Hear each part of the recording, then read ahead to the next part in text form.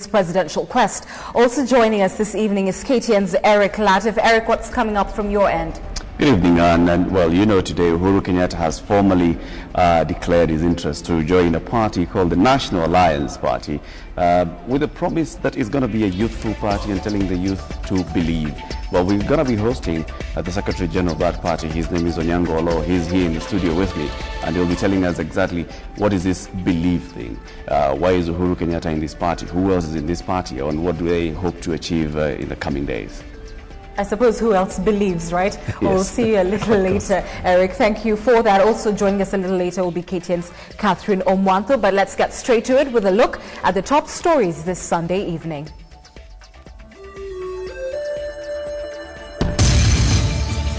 Uhuru Kenyatta launches his vehicle for the next general election. Raila and Mudavadi take their rivalry to the coast. Smooth but unsafe, the ticking time bomb that is Mombasa Road. Still on KTN Sunday Night Live, how ex-convict abducted a minor and made her his wife.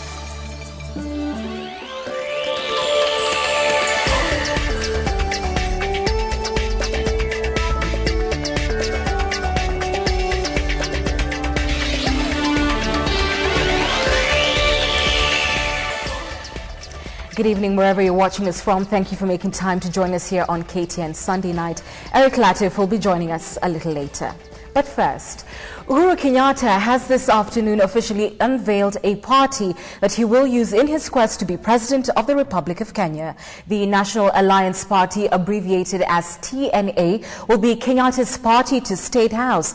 At the official launch this afternoon at the Kenyatta International Conference Center, Kenyatta said time has come for Kenyans to vote for leaders from political parties that are issue-based with ideologies that will transform the country. Uhuru also urged the youth to take over leadership roles in the country's coming general election. Aruna Cheng attended the launch and now reports. Exit the Kenya African National Union. Enter the National Alliance. TNA will now be the official vehicle for Deputy Prime Minister Uhuru Kenyatta's quest to be the fourth occupant of the House on the Hill. It was a launch like no other, from the organization to the security and the protocol. Large screens were all over the KICC grounds as Deputy Prime Minister officially launched the party that will, according to him, form the next government. Uhuru Kenyatta had all the company he needed, from his mother, family to the politicians that are supporting his presidential bid.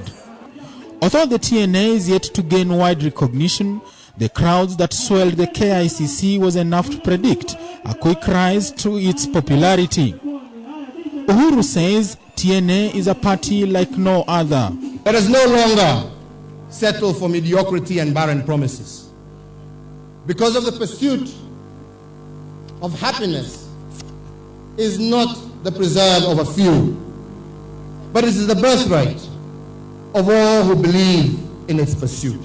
TNA, he says, will be a party driven by everyday needs of Kenyans and will uphold and respect constitutionalism and believe that internal problems of Kenya can be solved internally and not depend on external help even when faced with the slightest of problems. Our sovereignty, ladies and gentlemen, is core to the beliefs of the National Alliance, and safeguarding it will be paramount if we are to gain the respect and influence we deserve as a nation. The launch was also attended by URP presidential hopeful William Ruto, New Ford Kenya presidential aspirant Eugene Wamalwa, several cabinet ministers and members of parliament. I know today, as my brother Uhuru launches his bid and his party, there are those who will want us to look at him through tribal blinkers and just see another Kikuyu. I know we shall look at him and see the real Uhuru Muigai Kenyatta. Tungeomba kwa hii chama ikuwe ni chama ambayo iko na mwangaza. Uhuru steered clear his case at the ICC and never mentioned any of his fellow presidential aspirants in a speech that lasted 40 minutes.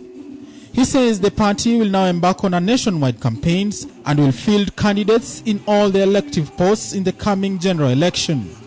The launch was also monitored through big screens via satellite links in other 6 towns in the country. Aaron Ocheng, KTN, Sunday night.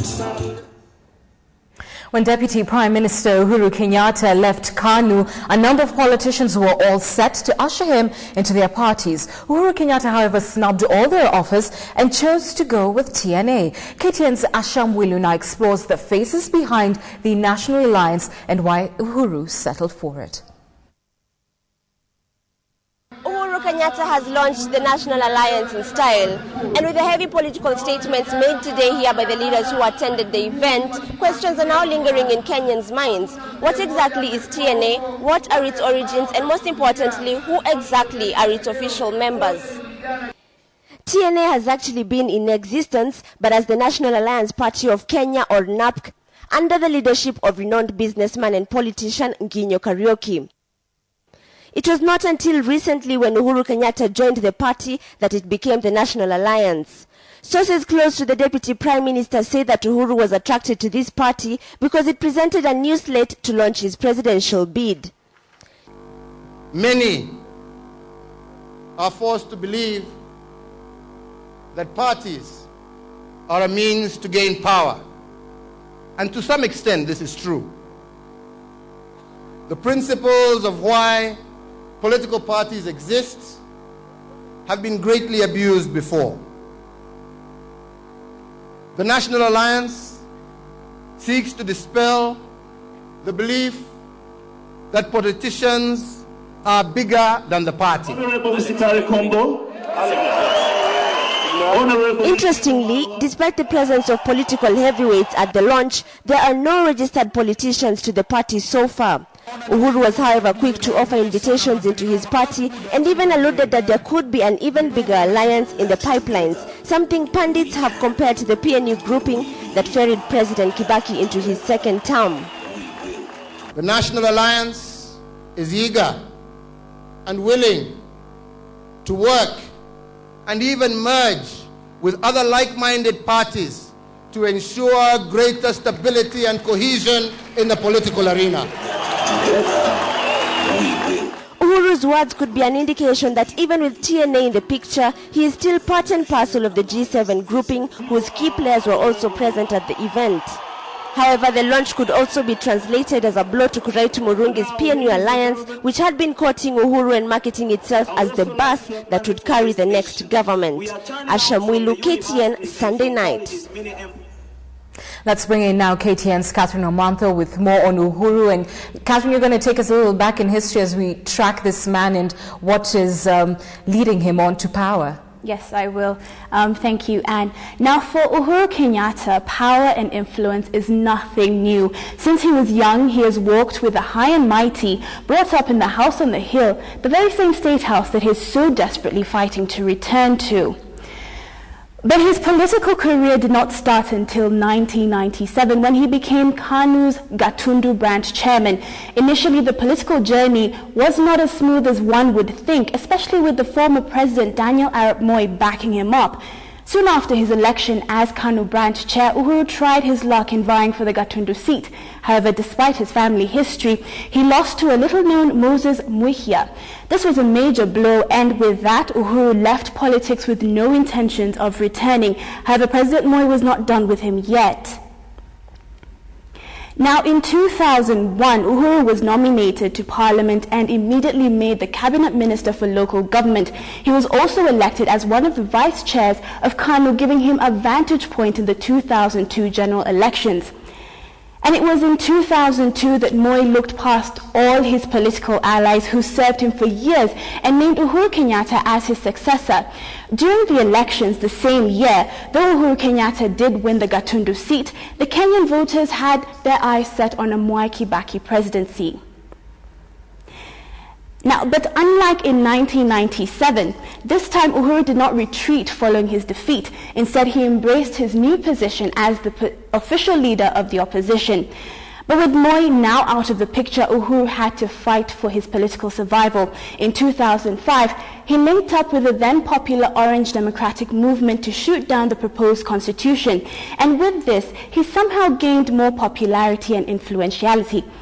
But gears shifted in 2006-2007 when Uhuru gave up his presidential bid to support President Mwai Kibaki's second attempt.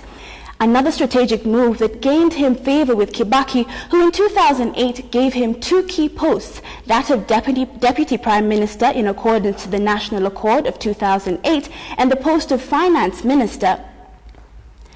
Now, with Kibaki constitutionally barred from vying again, there is a political vacuum that needs to be filled, and Uhuru feels that this time round he's the best man for the job. However, even as he flamboyantly launched his presidential bid today under the National Alliance Party, there's still that white elephant in the room, ICC.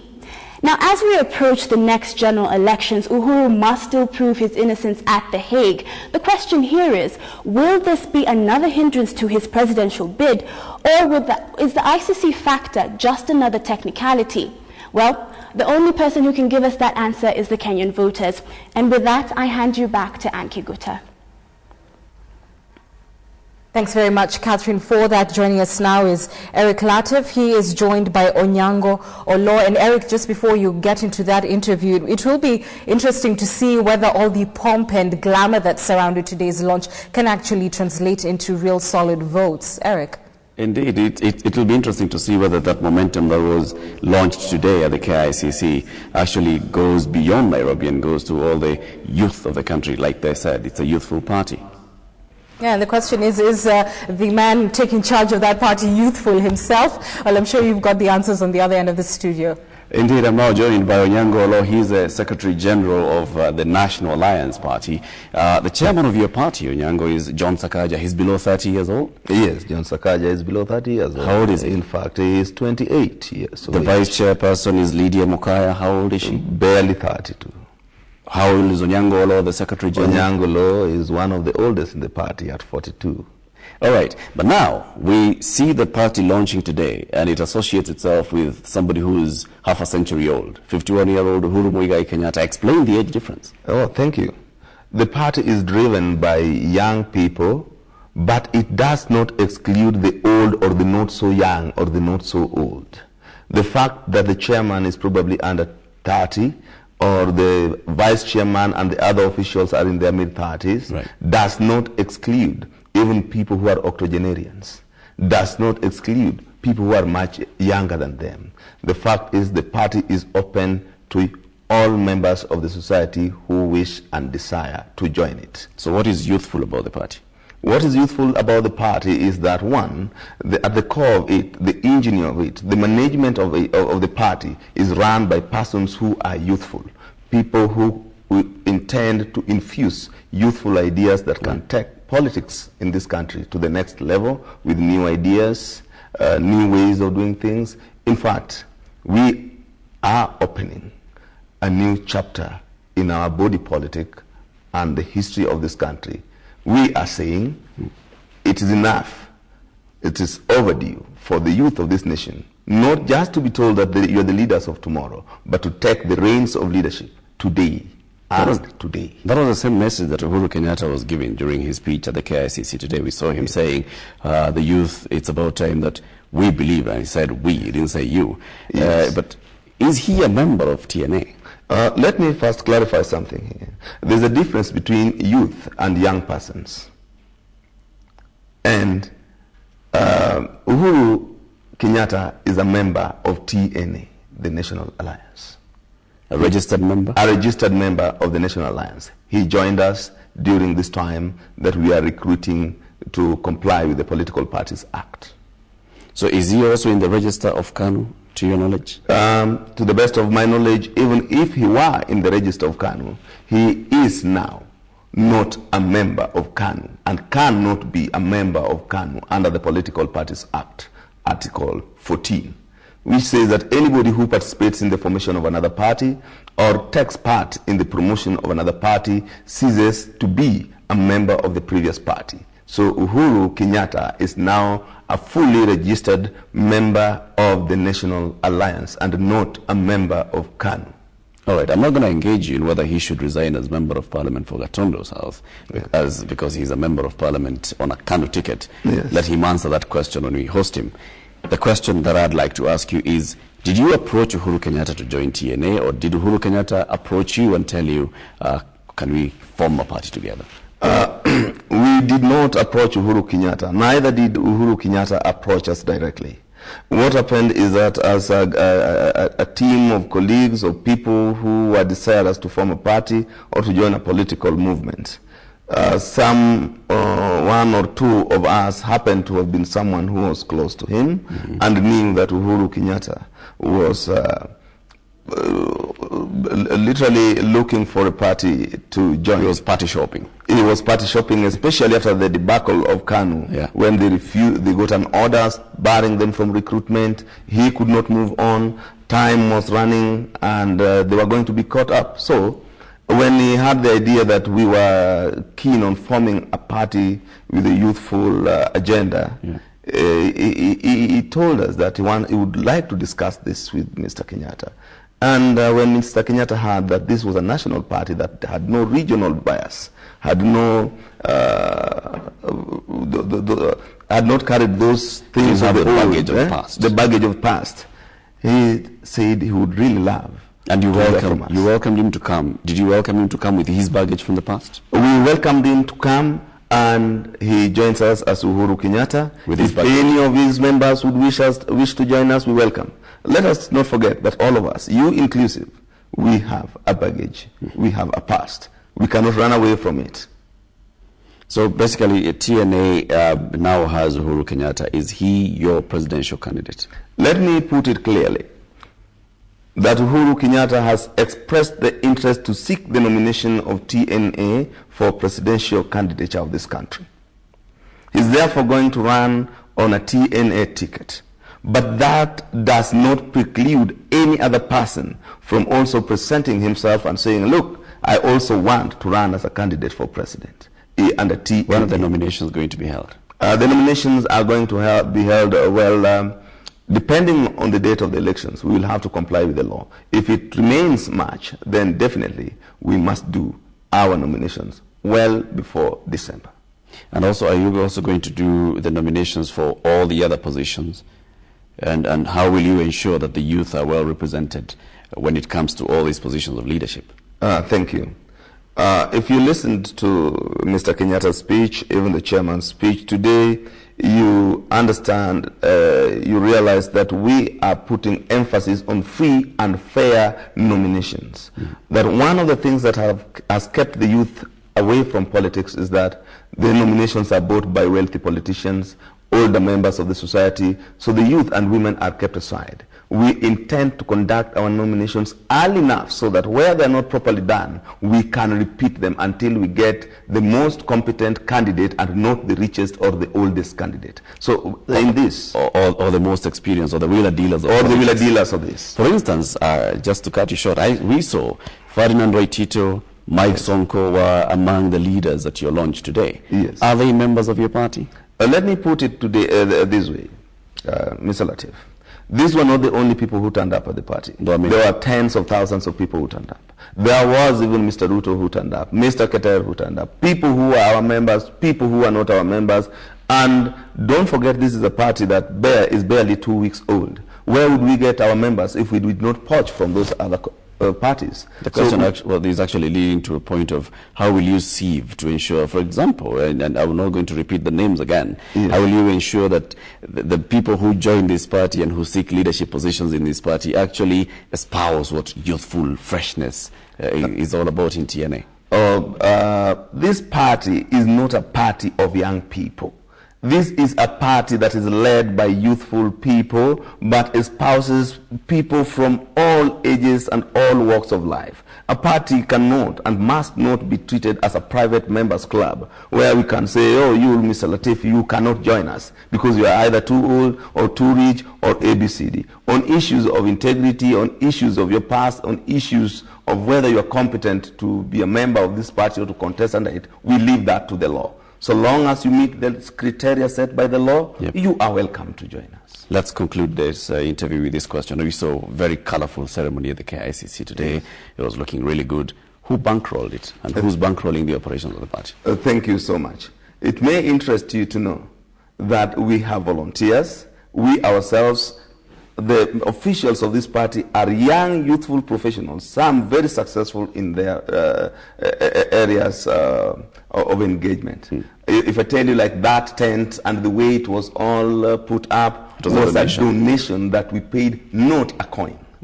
If I would tell you, people in the entertainment industry, and you could see quite a number of them. Some just came and said, you guys, we know you're young, we know you don't have that much, we will give you this big discount. Of course, we also collected, gave our money from friends here and there. So there's not an individual, and we do not want an individual to bankroll a party so as to own it, make it a personal property. So Uhuru Kenyatta did not spend hundreds of millions of shillings in today's event? We read it in the newspapers and we were literally shocked. 200 million, 150 million?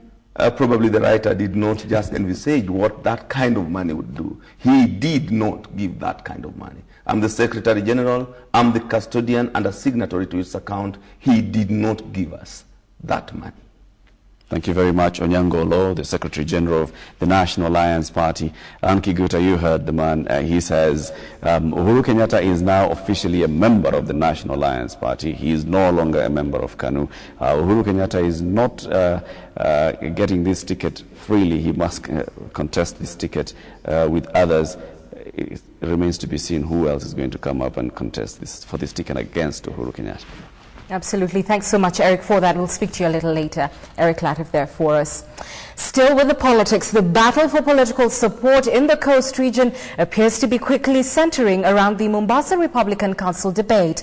After the URP party launched some 2 weeks ago, today it was the new political foes, Prime Minister Raila Odinga and Deputy Prime Minister Musalia Mudavadi, who warmed up to the MRC with promises of dialogue. Raila is now telling the MRC that he understands their grievances and would even like to help resolve their concerns. It was a day of testing of political muscle between Raila and his former ally Mudavadi, who told a Tononoka rally that Raila should honorably retire from Kenyan politics. Here's KTN's Notiano with more on that story. The Mombasa Republican Council debate is fast turning out to be the carrot and stick of this year's political campaign style in the coast region. And the changing tunes have come to define just how sensitive a topic the MRC already is. MRC wanaongea lugha ya Raila, ile lugha yetu ya ukombozi.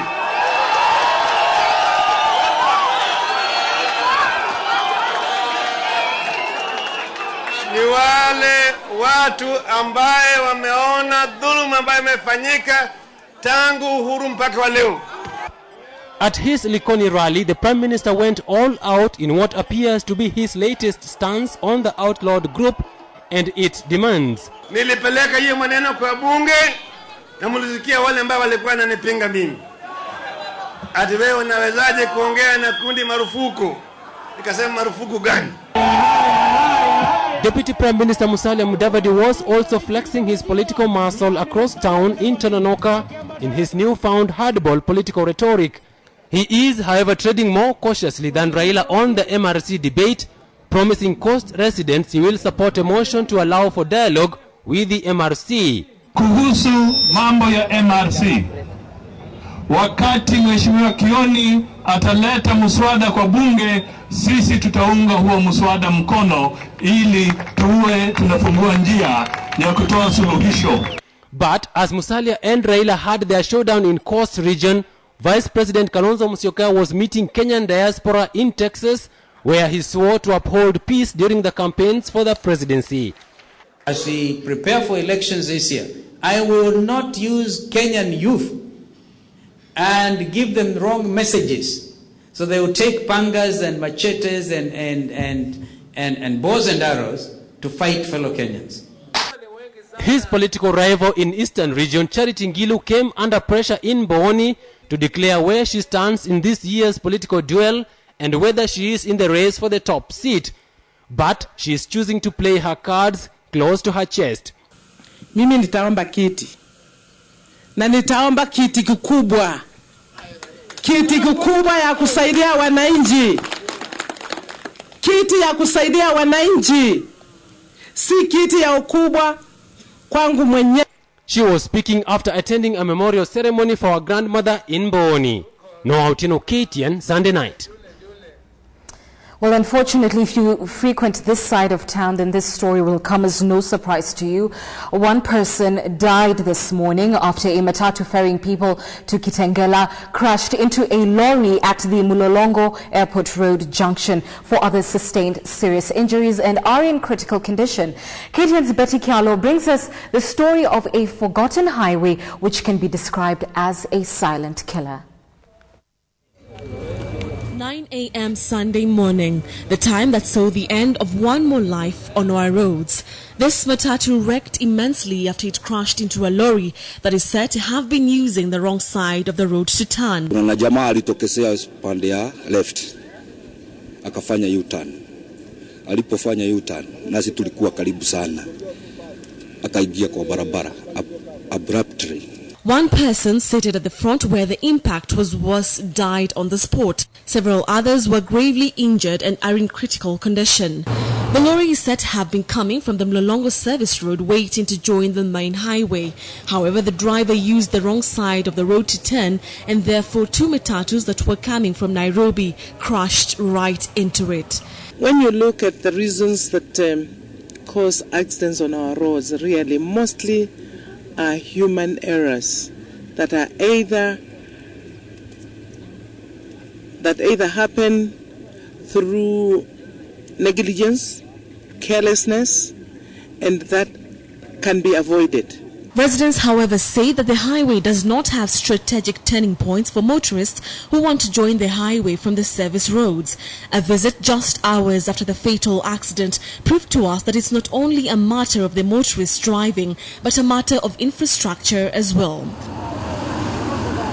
Now, this is one of the known black spots on this part of the highway, and this is because so many motorists actually have to cross over the highway if going to Nairobi, putting so many lives in danger. Talking to residents here, they tell me that every single week they witness about 3 fatal accidents. Saturday evening, a man died right here after a lorry hit him, pushing him meters away after he joined the road in this same design that you see. But it's not only the fact that the highway is not user-friendly to motorists, but also to pedestrians who have not been provided with a footbridge. Additionally, there are no bus stops for public service vehicles. They drop passengers while on the highway. We drove down the highway to see if motorists have been provided for with links further down, but there was none until Athi River. Now, the underpass behind me here in Athi River is the only legal and safe turn for a stretch of about 10 kilometers, making it hard for motorists to actually use it. Concerns have been raised about the Thika superhighway because of the recent number of deaths, but the Mombasa highway is a ticking time bomb, a silent killer. For KTN Sunday Night, I'm Betty Kialo. Betty, thank you. Some disturbing news. Police in Masaba district have arrested a former maximum security prison jailbird over abduction of a 17-year-old girl. Now, according to relatives, the girl disappeared from school under unclear circumstances and went missing for 13 months until she was found working at a hotel owned by the former notorious ex-con. Well, attempts to free the girl from the man were futile, as he is alleged to have threatened even the local administration officials of dire consequences if they interfered with his life. Well, here now is KTN's Angel Katusia with more. 39-year-old Evans Omuko was sentenced to hang and had spent 17 years behind bars over robbery with violence charges, but successfully filed an appeal. But just before he could breathe the air of freedom, he could be back in jail again. Omuko, a known notorious former convict, is alleged of abducting a 17-year-old girl. It's alleged that on 26th of March last year, the minor disappeared from school under unclear circumstances, prompting her father to mount a search for over 13 months, only to find the minor working as a cashier at a hotel managed by the former convict. The former convict allegedly kept the young girl as his wife. The victim's father lamented that after discovering that her daughter was married to the 39-year-old former convict, he obtained a warrant of arrest together with a letter from the Children Department and served the area assistant chief. It is alleged no one, even the local administration officers, could dare arrest the man, as he is claimed to have threatened to deal with anyone who interfered with his life.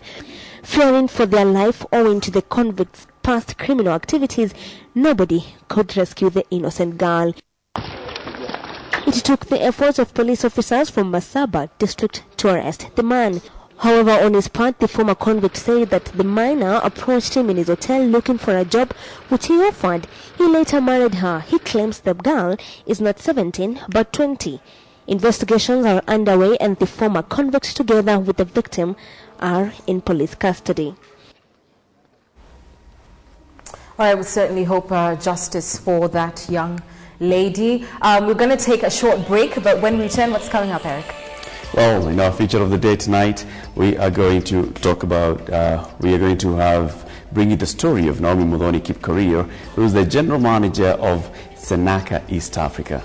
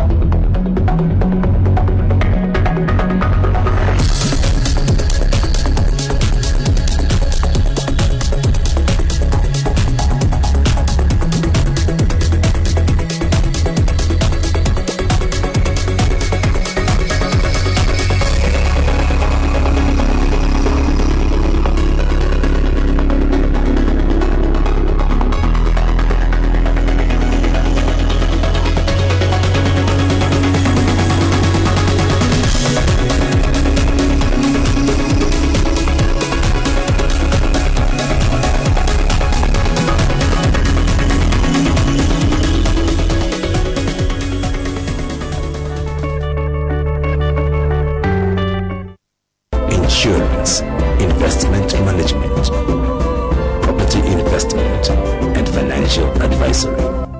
UAP, better, simple life. Kerocha Breweries Limited, leaders in quality. And now, introducing another one from Home of Quality. Triple distilled Crescent Vodka, now available. The home of quality. Truly Kenyan.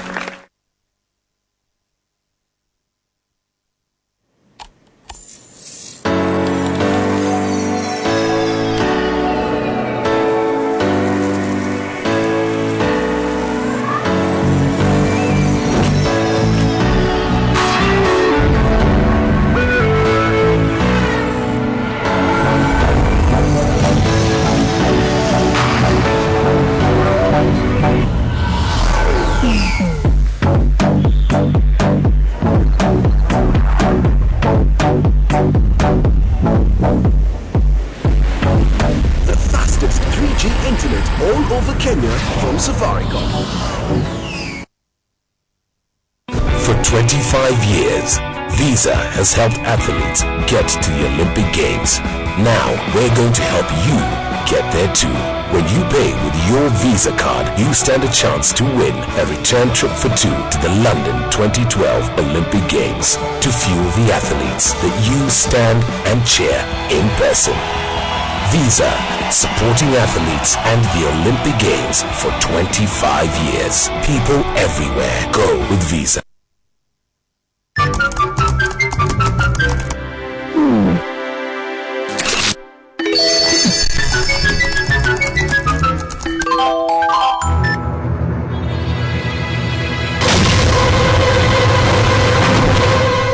should have got a Solitech. Look for a Solitech at your local store. Solitech, the power to protect.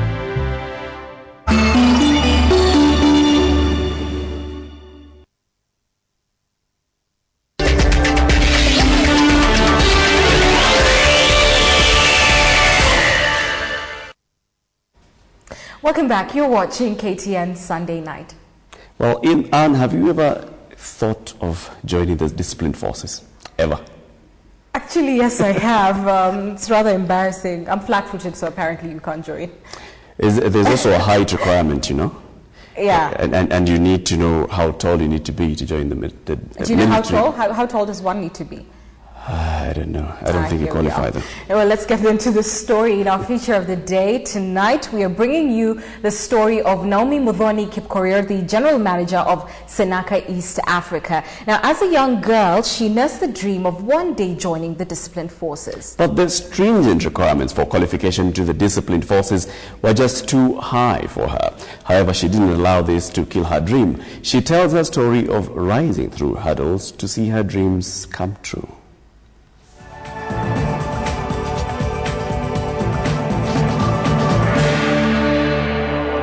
Her calm and collected persona behind the desk at her office in Karen gives a hint to the kind of leadership Naomi Muthoni Kipkorir injects into one of the leading security companies in the country.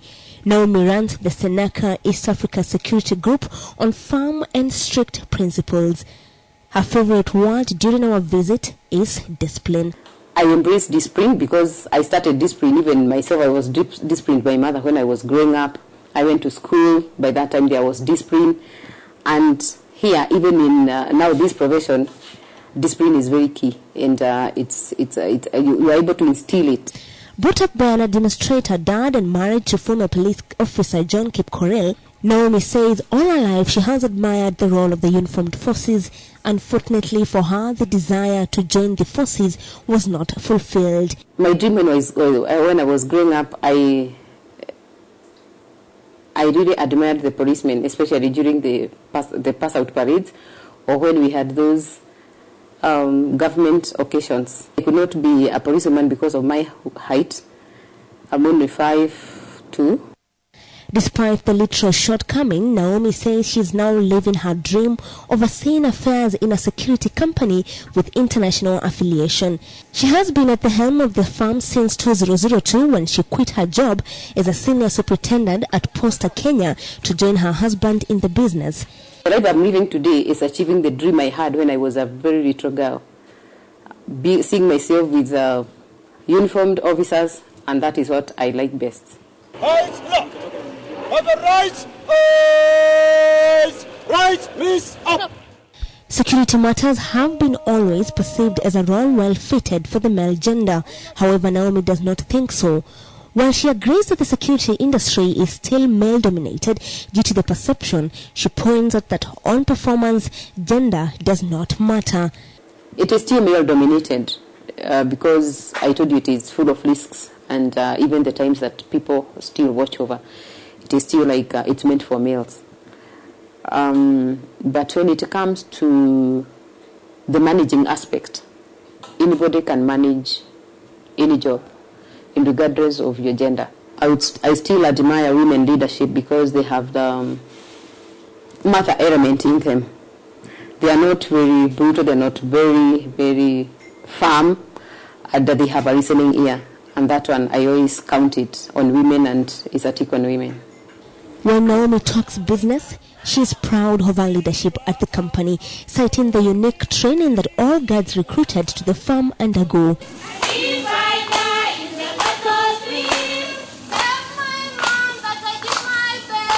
Recruits are taken through intense drills at the company training grounds under a keen eye on former police and military officer. Area and where to check. So we start with hand. The training, which also includes class theory session on handling security gadgets and dealing with people, was her idea, she says, to cut a niche for herself in the competitive security industry. What you need most is personnel that are well equipped with all the skills that they require. And that is what most companies lack in Kenya. And even when we were in Central and patrols, we still had that shortcoming. But now with the training ground and the training school, we are able to equip the guards, and they are taking even the training they go through as a profession. Guarding these days is not just a sleeper askari there with a rungu. It is professional service, and most of them are embracing it after going through the training. It's a very vigorous training, as you have seen, and they really embrace it. We mold a civilian to be a security officer. Overseeing close to 20 division managers and more than 2,000 employees, Naomi says she has made an achievement, and yet her best moments are when she is with her staff, whom she refers to as her second family. The guards sometimes back, they used to be looked down upon by the public, by even their employers. But that is something that I really admire when I'm interacting with them, when they're in training, when they're coming for recruitment. You see the eagerness in the Kenyans to work. Coming from a civilian background, learning to handle security issues has not been the easiest of duties, but the love for her job has seen her stay focused. At the end of a busy day at work, Naomi goes home to her family as a mother and a wife. On her mind is the security of her clients and the welfare of men and women who are out on assignments. It may be a male-dominated world, but this mother of three has taken the bull by its horn, dispelling the gender-biased myths and creating a new belief in the power of a woman.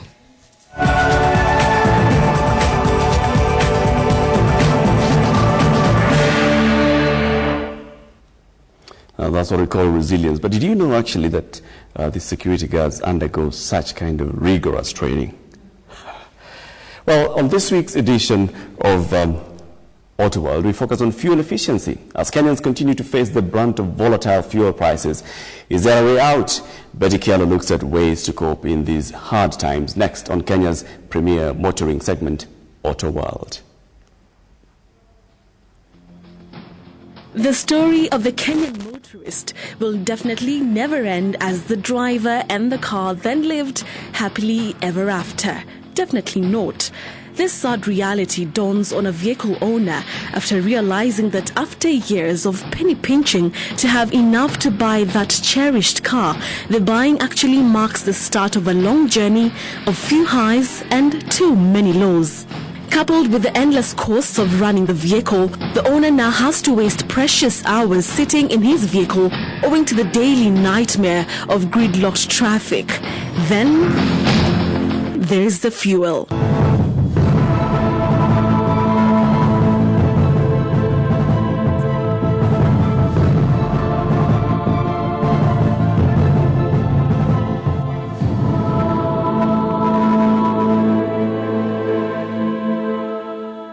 To this edition of Auto World. Now, of course, you have been feeling the pinch of the high fuel prices. But tonight on Auto World, we introduce to you a gadget that is actually set to reduce your fuel consumption by a reasonable percentage. As to what it is and how it works, let's find out more. Now we know that prices at the pump went up by 2 shillings for petrol on Monday last week, making the bad news worse for the struggling motorist. Could there be a way out? Meet Simon Sharp, a vehicle engineer who has been in the business for many years. He deals with vehicle mechanics and diagnostics, and he is the man behind this gadget, the Unichip. A device that he claims can reduce your fuel consumption by about 18%.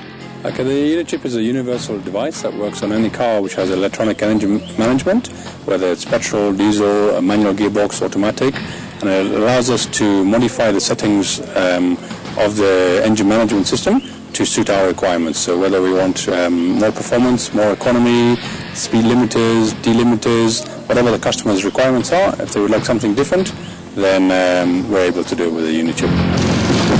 In simple terms, this means that the Unichip is a computer integrated into your vehicle's engine system. He says the result is the ability to optimize a vehicle's engine for a wide range of operating needs and conditions, which include increase in power or fuel economy. Well, at his garage, he showed me how the unit chip can be quickly installed in a matter of minutes. This is the unit chip that we're adding. We've made our harness, which allows us to connect into the original wiring harness that goes to the computer. Once we've done our connections to that, we can then connect our laptop together to this, and it allows us now to tune the computer for the car, which is where we get our power or economy or whatever the customer's requirements are. But doesn't the vehicle lose power when one reduces fuel consumption? On a petrol car, yes, there are slight compromises in performance. You will lose a bit of performance, but we can also tune it according to your requirements. What a lot of people want is that for the first 50% of your throttle, it's in economy mode. Then if you need to overtake in a hurry or something, if you go to full throttle, it goes back now into power mode. So you can actually, just on your accelerator, you can have two modes. One for economy, and then if you want to go to the floor, it will go into power mode.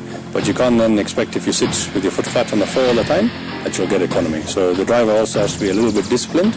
But you should know the gadget doesn't come cheap. It goes for about 80,000 shillings. It is a lot of money, but the thing is, once you bought a unit chip, it can stay with you for the rest of your life. So if you start off with a Toyota Corolla, and now you decide you want to go to let's say a Hilux, you take the same unit out, we change the software, and you put it into your new car. So the same unit will work in any car that you own, we just change the software. So it will, for the next 20, 30 years, you will keep that same device. So every car you buy, you put it into, you will get a saving. However, if you think the unit chip is not for you, then here are some of the tips you can use to stretch as many kilometers as you can from a liter of fuel. Drive gently. Don't accelerate like you're in a drag race. Also, avoid foot braking as much as possible, but within reason. Instead, use engine braking by releasing the throttle and letting the compression resistance slow the car down before applying actual brakes to come to a complete stop. You can also improve the car's aerodynamic profile. This simply means making the car have as little air resistance as possible. Drive with the windows wound all the way up to reduce aerodynamic drag, and remove any body add-ons such as a rooftop box that will increase the drag. The use of electric peripherals also have a negative effect on fuel economy. Well, this includes the air conditioner and the heater, which can actually increase your fuel consumption by as much as 10%. Lose the dead weight in the car to reduce absolute mass. Weight is the enemy of efficiency, so more weight in the car means more energy wasted moving it. You can also start a habit of filling up very early in the morning. The low temperatures mean you get a high density of fuel. Well, this is because the fuel pump dispenses fuel by volume, and yet the vehicle uses fuel by mass. So by filling up at 5 a.m., you are actually getting more fuel for your money. Well, this are just some of the practices you can try out if your experience at the pump side borders on a nightmare. Join me, Betty Callow, next Sunday for more of Auto World.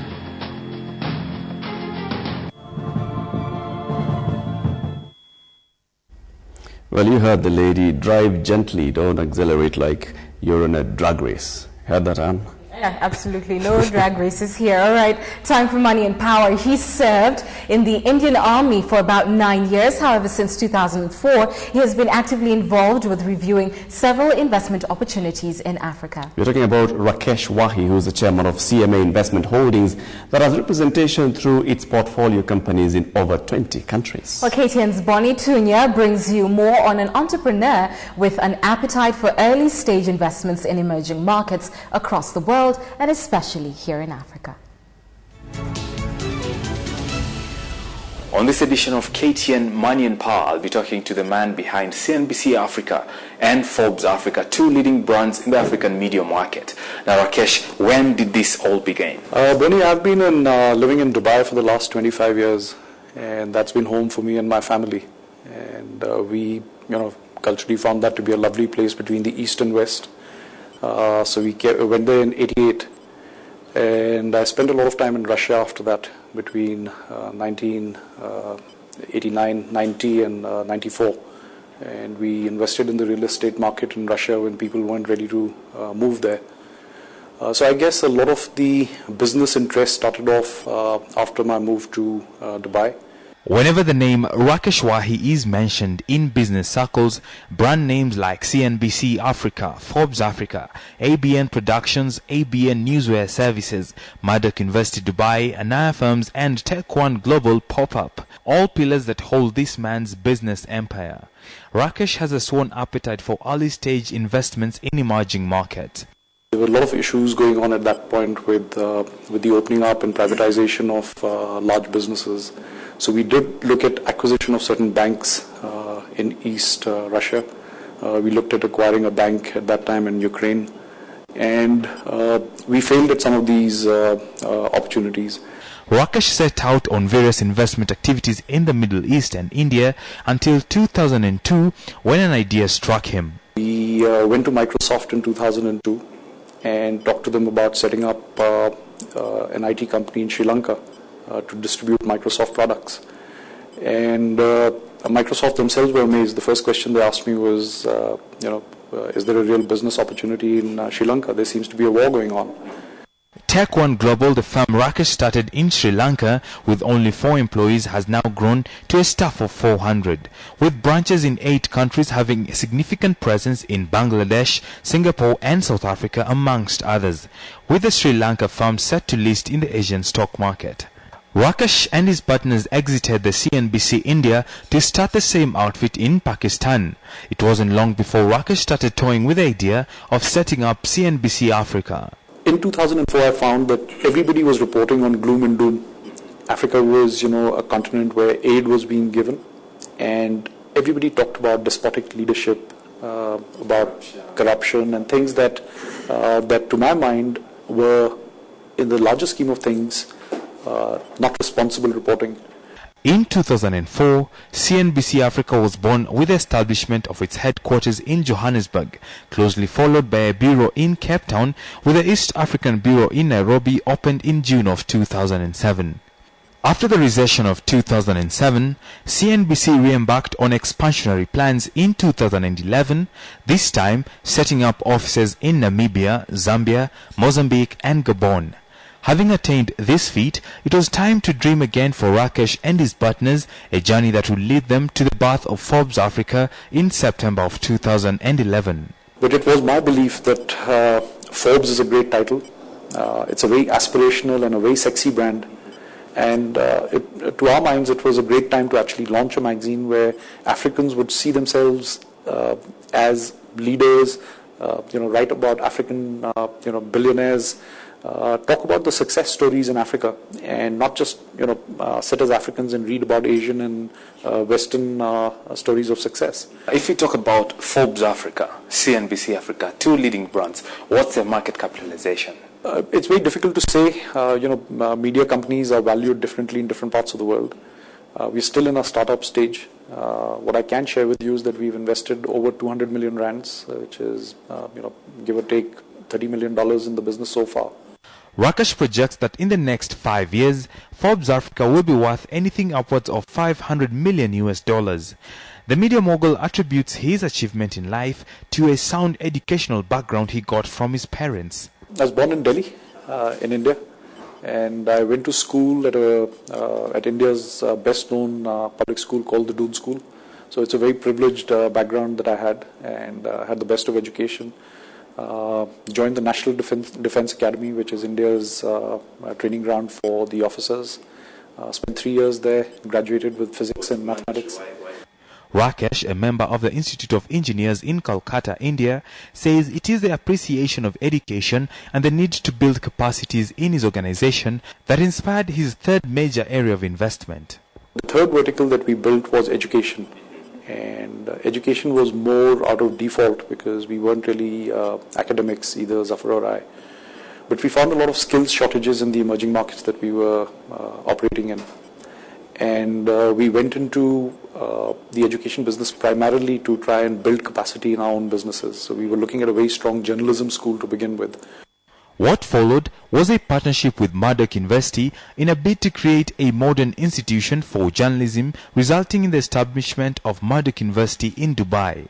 The ex-soldier is currently setting up a similar institution in Ghana with plans of going into Namibia and Zambia. Is there a point in your life that you look back and regret at any decision that maybe you took?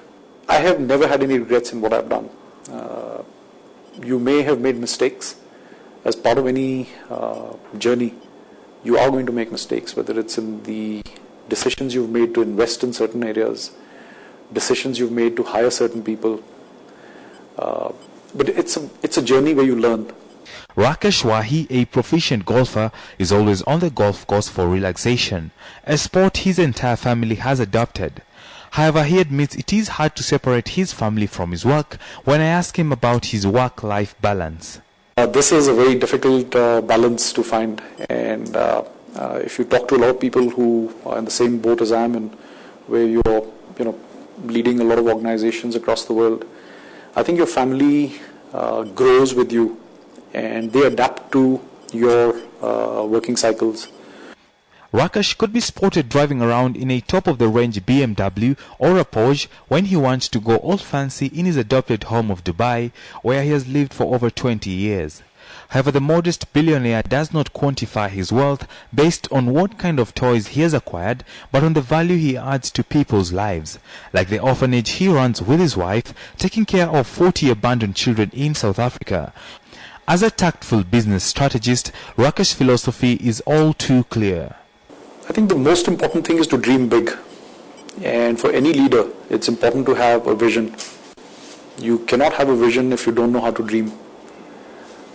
But more important than dreaming is then having the ability to see that vision or dream through. Well, it all takes dreams. Dreaming big, coming from a military man who built Forbes Africa and CNBC Africa. For KTN Money and Power, I'm Boni Tunya in Nairobi.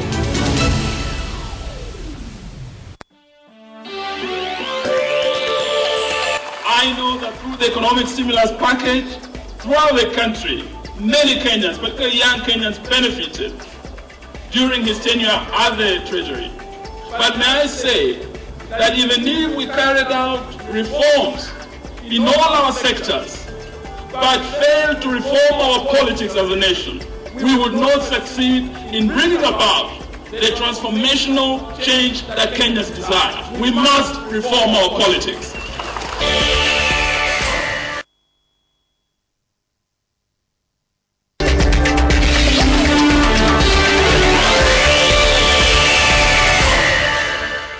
At last, an investment group account for people with big ideas. For investment groups with big ideas, now there is the Fusion Group account from Consolidated Bank. Open your account today and enjoy no monthly charges, attractive interest rates and savings, loans up to 3 times the group savings at attractive interest rates, free internet banking, and membership to the bank's business club. Terms and conditions apply. Consolidated Bank, growing with you. That may be good enough for these gems, but gems are getting tougher. You need advanced protection. Lifebuoy Advanced Lifebuoy gives protection against 10 infection-causing germs. 10 infection-causing germs. 1 advanced protection. Lifebuoy. Nafurahia undugu na uko wetu. Nasherekea kazi na bidii yetu. Pamoja.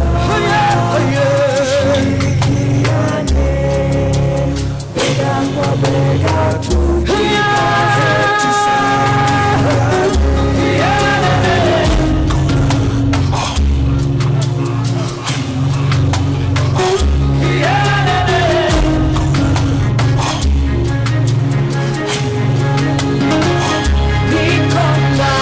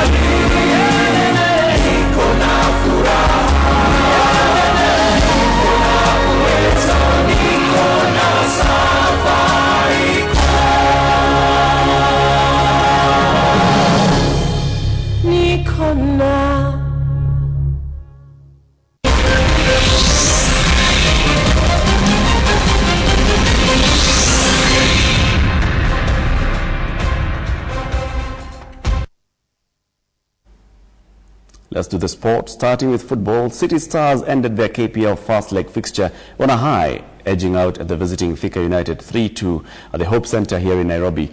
Oserian held defending champions Tusker FC to a barren draw in Naivasha as Mathare United came from behind to hold Karuturi to a 1-1 draw at the City Stadium. Chemelil shared the spoils in their 1-1 draw with Rangers in Chemelil. Victor Ogale starts with a complete story. Fans took vantage positions earlier at the Hope Centre grounds in Kawangware for their team's home match with visiting Thika United. On the pitch, players had to make do with muddy conditions due to the ongoing rains. The soggy pitch aside, 3 goals were scored in the first half alone, courtesy of Jojo Dawi and Justus Basweti for City Stars and Liberian import Freeman Mulbao for Thika United. After the break, host City Stars made good use of their home ground, since in the 79th minute, veteran Francis Dairo easily shocked the net after Thika defender Lei Dikir miscalculated the ball's speed during clearance at the goal line. Thika United's attack soon paid off after Moses Orita's free kick landed in the back of the net for a 3-2 scoreline. City finished the first leg with 17 points in position 11, while Thika are fourth with 26 points. You know that it's muddy. You avoid playing the ground balls. You play everything behind the defense line. Basically, that is what helped us. The pitch did not favor both of us. We have not been training here for the last 2 weeks. We have been training up there. But that's the situation of the match. The weather, we cannot overrule that. Most of the games I have been playing at City Stadium and Nyao Stadium. So all of a sudden, the game against Thika, it must be brought in here. In other KPL first leg closing matches, Mathare United settled to a 1-1 draw with Karuturi Sports. Geoffrey Musiebe scored Karuturi's goal before the breather, while Jesse Were replied for Mathare United. Chemelil Sugar also settled for a 1-1 draw with Rangers FC, while Tusker FC were held to a barren draw by bottom team Oserian. What a goal! And finally, the first leg of the KPL season has come to an end. And if Thika United would have beaten City Stars, they would have finished in the top 3 slot, considering FC Leopards still has a game in hand against Stony Sugar. And the condition of the pitch has actually worked as a blessing in disguise for the Kawangware-based side. Victor Ogale, KTN, at the Hope Centre, Kawangware, Nairobi. Well, that blessing notwithstanding, I think something needs to be done to improve the pitches in Kenya. Let's move to volleyball.